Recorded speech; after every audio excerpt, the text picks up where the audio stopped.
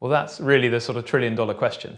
It has been a fantastic bull market, and equities are a little bit expensive compared to history. But I think there's a number of different ways you need to frame the question. The first thing I'd say is we really don't take macro positions within our portfolio, so our equity allocation won't swing around depending on our view of the bull market timing.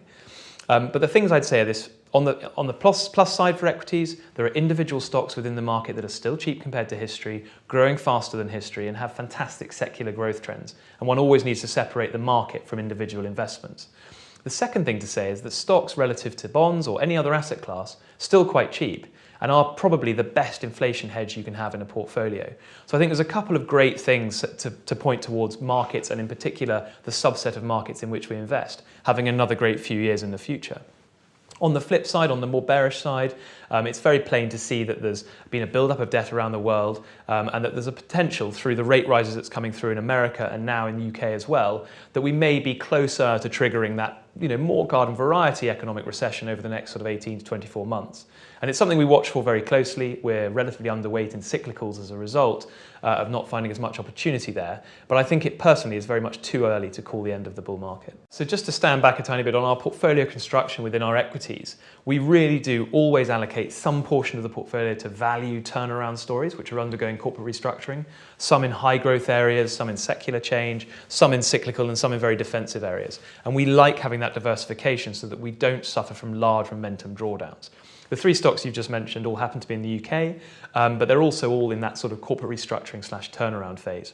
Now, Tesco's and Royal Mail have both done fantastically since launch over the last 18 months.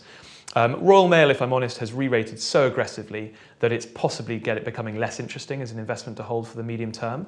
Tesco's, however, I look at and think has a fantastic few years ahead of it. The consolidation in the space that we've seen in the last couple of days has been really positive for the market. Tesco's margins are improving despite their pricing falling for consumers, and I think that's a fantastic position to be in. So those two stocks are doing very, very well. Imperial, as you mentioned, is a turnaround story. It's got a phenomenal cash flow yield, its cash conversion's increasing, and I see this as a blip in the road for the management, not the end of the road.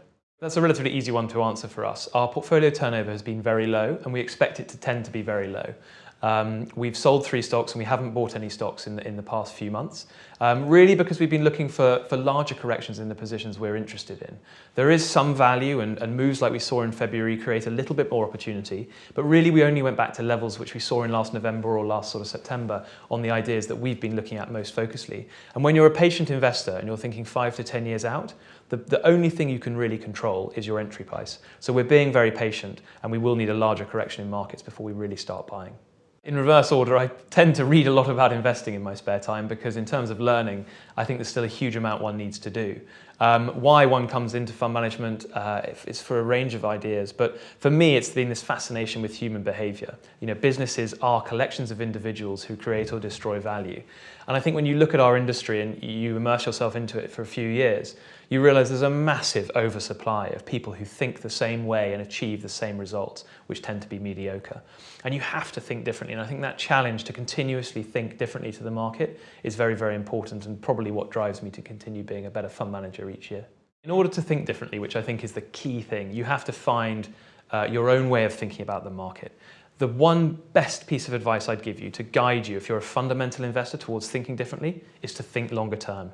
It involves thinking through far more uncertainty, not trying to sort of monitor day-to-day performance, and it will make you stand out from the crowd who are generally all focused on 3, 6 or 12-month numbers. So think long term, and it will re-anchor your perception on everything you do.